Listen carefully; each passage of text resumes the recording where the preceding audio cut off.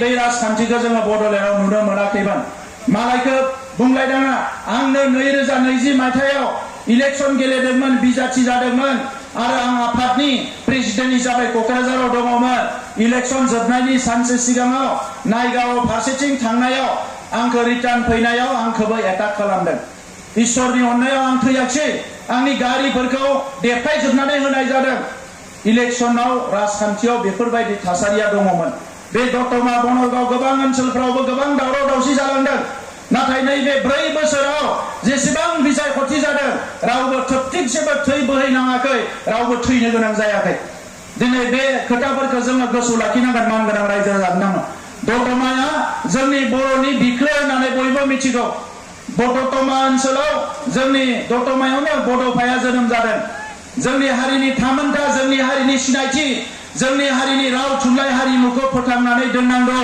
बेखौ लानानै बड'फानि सोमावसारनायाव जोंबो उन फैफादोंमोन आरो उनाव फैनानै जोंबो सिगांनि सिरियाव जिरायनो गोनां जादोंमोन दिनै बेवहाय जिरायनाय खाम्फा बरगयारि रोंगोरा नार्जारि जयन्त बसुमतारी लरेन्स इस्लारि जेसेबां जोंहा कबिरन्जन ब्रह्म जेसेबां दैदेनगिरि दङ बेवहाय जोंहा जोमैदा गासैबो दैदेनगिरिफ्रा सोमावसारनायनिफ्राय फैनाय गोजा जोङो हारिखौ थगायनो हाया रायजो राजानोमोन एसे आगोलाव ससियेल मिडिया WhatsAppनि बाथ्रा बुंदों WhatsAppआव फुङावनो ओरैबायदि गाज्रि रायो सेन्देल माला होयो माबा होयो नङै बाथ्राफोरखौ बुंनानै रायो नाथाय मानगोनां रायजोफोर बे खामानिखौ जाय मावो बिनि गोसोआ मोजां नङा आरो गोसोआ जायहा गाज्रि बियो समाजनि मोजां खामानि मावनो हाया रायजो राजा नोंथांमोन समाजनि मोजां खामानि मावनो हाया दिनै जोंखौ बुंदों पर्बत जरायाव हाखौ फाननानै 1000 कोटी जानो नागिरदों मानगोनां रायजो राजा नोंथांमोन फैसायानो मानसिनि जिउआव सबकुछ नङा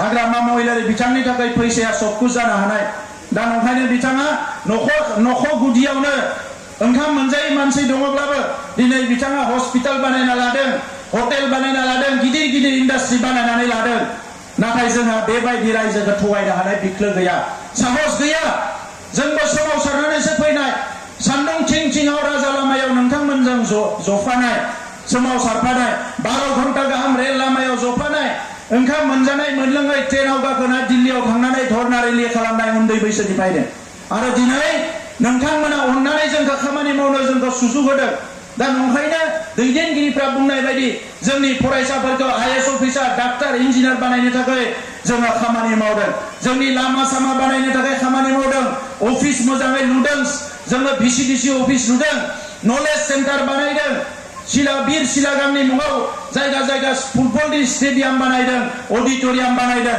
दिनै कंकेश्वर नार्जारिनिफ्राय लानानै थाखाय हाबाफारि लादों 1955 मायथाइयाव खेराइ मोसानायनिफ्राय लानानै दिल्लीयाव थांनानै जेसेबां महरगिरिफोर दङ बिसोरखौ जोङो बरायनायनि थाखाय हाबाफारि लादों दा फैगौ 30 तारिखआव रामफल बिलाव सिनेमा हलबो बेखेवनो नागिरदों मोनसे समाव आलायारन सिनेमायाबो गोबाव बोसोर गोमानानै दंहैयोमोन बेखौबो जोङो सरकार फैनाय लोगो लोगो रां होनानै लाफिनदो मानोना बर' हारिनि बे आलायारन सिनेमायानो मोनसेल' सिनेमा नेशनेल एवार्ड मोनदों आरो बर' हारिखौ जोबोद गोजौआव दैखांदों दा मोनसेबो गारनो नागिराखै दिनै गामियाव आगोलनि समाव जौ जुवा मेला ओरैबायदि उत्पात जालांबायमोन दा बेखौ गासैखौबो थान्दा खालामजोब्बाय क'क्राझार टाउनाव मालाबा सोनाबहा मालाबा सानजाहा जों सरकार दानायनि उनाव बोसोरनै जुवा होनो नागिरोमोन आं जेब्लायनो खोनायो अब्लानो पुलिसखौ बुंनानै होसोग्लुंनो होयो मानोना जोंनि लाइमोनफोरा बेबायदि गाज्रि थासारियाव गोलैयोबा जों गेरेमसा हारि दानो हानाय नङा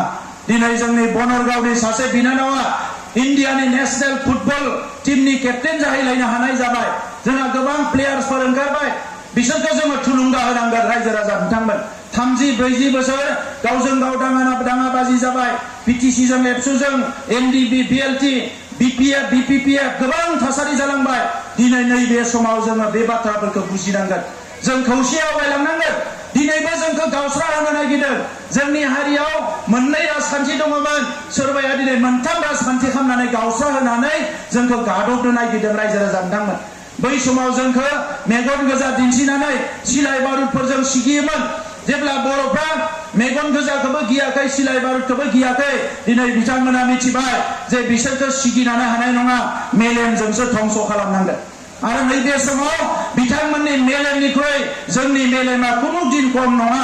जोङो बिथांमोनजों जेसेबां जुजिलांगोन नाथाय हारिनि बाथ्रायाव जोङो एक किन्सिबो कमप्रमाइज खालामनाय नङा।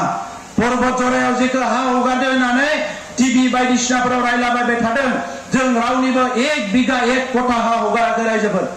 बेवहाय गासिबो जोंनि बर' फिसाफोरनि हाया दंजोबो। जोङो बे हाखौ बिथांमोननो होबाय। थांनाय 17 बोसोराव बिगासेबो हा हाग्रामा महिलारि बिथाङा होनो हायाखैमोन। जोङो थांनाय मासाव 1200 जोंनि न'खरनो हा होनानै फैदों 1200 आरो दिनै 1246 जों 2400निख्रुइ बांसिन हा मास मोनसेनि गेजेरावनो 2400 न'खरनो 2500 न'खरनो हा होबाय। फैगौ 15 जुलाइनि गेजेराव आं सोंदों जे सार बेवहायथ' हाया दाख्लै बावै दावराव दावसि खालामदों, नाथाय खावसेयानो बिपिएफनि मानसिफ्रा हा मोनजोब्बाय, नोंथाङा मा बुंनो सानो होननानै। एसे आगोलाव जोंहा खाम्फादाया बुंनाय बायदि जोङो माइ गाब जुजाय खालामनो फैयाखै। सरकारनि धोरोमा बयखौबो समानै नायनाय। दा नंखायनो जोङो नैबे समाव नागिरै बे इउपिपिएल बे बिपिएफ होननानै जों खामानि मावनो नागिराखै। बिथांमोनासो जोंखौ दाय जाबसिदों, नङै बाङै दाय जाबसिनो। बे 9000 न' मोननायनि गेजेराव गोबाङानो बिपिएफ दंखायो। दिनै अरुणोदय मोननायनि गेजेराव बिथांमोना दोङो। बिथांमोननि एमएलए जायखौ आं बिराद रेसपेक्ट खालामो, दुलाराय बर' फरायसा आफादाव बिथाङा जोंनि दैदेनगिरिमोन। दिनै बे एमएलए बिथाङाबो जोंखौ जोबोद गाज्रि रायो। आं बिथांखौ राया। बे आदर्शखौ जों सोलोङाखै एबसुआव थानाय समाव। बे आदर्शखौ जों सोलोङाखै बर' हारिनि खामानि मावनायाव। बे आदर्शखौ जोंनो रावबो फोरोङाखै। जोङो दिनै रायजोनि खामानि मावदों आरो गोथों मोनसेल' सिन्ता, रायजो राजाफ्रा जौगानांगोन, सोमावसारनांगौ सोमावसारबाय, जुजिनांगौ जुजिबाय, थै होनांगौ होबाय, जिउ होनांगौ होबाय। नैबे समा संघर्षआ जोब्बाय, निर्माणनि समान, दानायनि समान। नैबे समा दानायनि थाखाय, सोरजिनायनि थाखाय आरो दानाय आरो सोरजिनायाव जों गोसो होनांगोन। नंखायनो दतमा ओनसोलनि मानसिफ्रा हानि मोन्थाय मोननो थांगासिनो दङ। दा नंखायनो मानगोनां रायजो राजा नोंथांमोन, समाजखौ मोजाङै दैदेनलांनांगोन, लाइमोनफोरनि थाखाय मोजां थासारि दानांगोन, लेखा फरायनायनि मोजां थासारि दानांगोन। दिनै क'क्राझार जिल्लायाव नैबे बोसोराव 170 कौटिनि जों आसनि लादों। 170 कौटिनि 17 कौटिनि। बेवहाय दतमानिफ्राय लानानै रामफलनिफ्राय लानानै गोबां ओनसोलाव गोबां आसनिफोरखौ लादों, जाहाथे क'क्राझारा जोंनि बयनिख्रुइबो गोनांसिन मोनसे थावनि हिसाबै बिनि जौगानायखौ जोङो गिबिसिन खालामनो हायो। गुरुदेव कालीचरण ब्रह्मनिफ्राय लानानै, बाथौ धोरोमनिफ्राय लानानै, ख्रिस्टियाननिफ्राय लानानै जेसेबां जोंहा दङ बर'फोरनि धोरोम थानसालि, गुबुन गुबुन हारिनि थानसालि, बेफोरखौ जौगानायनि हाबाफारिफोरखौ लादों। गामि गामि आलारि सोरां होदों, माइनाव सोरां होदों, अनसाय बिथांखि होदों, आलारि सोरां होदों, गोबां आसनिफोरखौ होदों। दिनै रुपनाथ ब्रह्मनि मुङावबो जोङो गामि सोरां आसनि बानायदों। जोङो कनकेश्वर नार्जारिनि मुङाव स्पर्ट्स एक्सेलेन्स एवार्ड बानायदों। रावखौबो जों गारनानै थांनो नागिराखै। दिनै साख्रि मोनदों, दाख्लै बावै साख्रि मोननायाव